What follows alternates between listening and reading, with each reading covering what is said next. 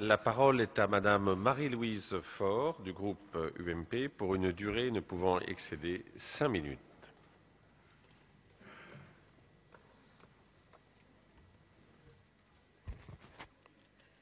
Monsieur le ministre, Monsieur le Président, Monsieur le rapporteur, mes chers collègues, l'année 2012 est celle du cinquantenaire de la fin de la guerre d'Algérie. Le temps a la vertu, dit-on, d'adoucir la souffrance des blessures, des deuils et de l'histoire.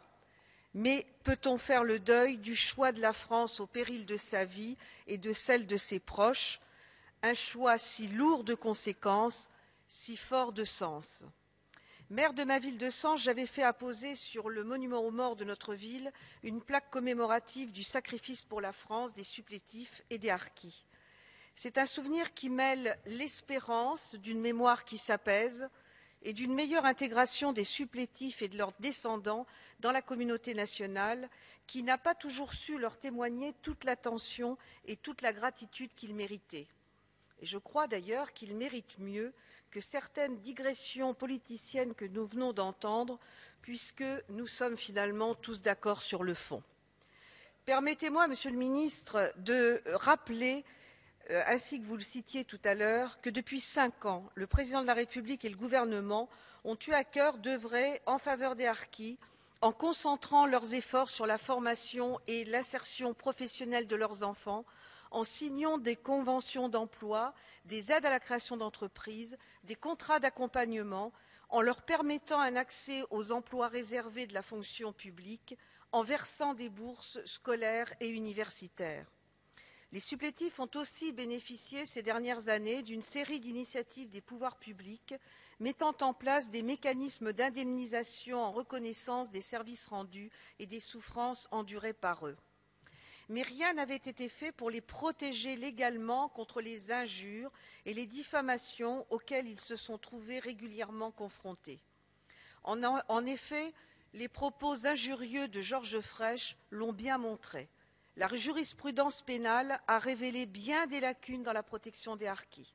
La chambre criminelle de la Cour de cassation, dans 2 arrêts du 31 mars 2009, a jugé que ni les harkis ni leurs descendants ne constituaient un groupe de personnes entrant dans l'une des catégories limitativement énumérées par les articles 32 et 33 de la loi du 29 juillet 1881 sur la liberté de la presse.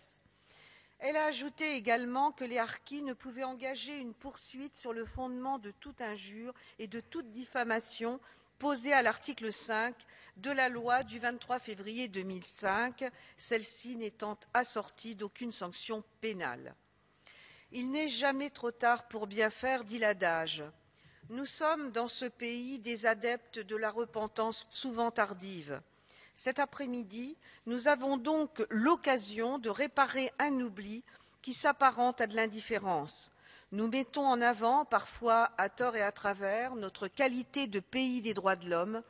Posons-nous la question, au regard du sort réservé aux supplétifs, avons-nous pleinement mérité cet estampillage ces 50 dernières années? Aujourd'hui, nous faisons un grand pas vers la réparation d'une injustice. C'est là le sens de 2 dispositions de la proposition de loi que nous examinons aujourd'hui. La première tend à combler un vide juridique en matière de protection des harkis et d'autres anciens supplétifs de l'armée française en sanctionnant les injures et diffamations commises envers eux. Et la seconde disposition du texte prévoit la possibilité pour les associations de défense des intérêts et de l'honneur des supplétifs de se constituer partie civile. Permettez-moi, pour conclure, de reprendre les propos du Président de la République. Être harki aujourd'hui, c'est pouvoir dire « je suis français par le choix et par le sang ». Un certain nombre de ceux à qui s'adresse ce texte ont disparu. Mais leurs fils, leurs filles, leurs petits-enfants pourront s'en saisir. Il leur apportera reconnaissance et protection. Et c'est pourquoi, chers collègues, je vous invite à voter ce texte avec moi. Après tout, nous leur devons tant.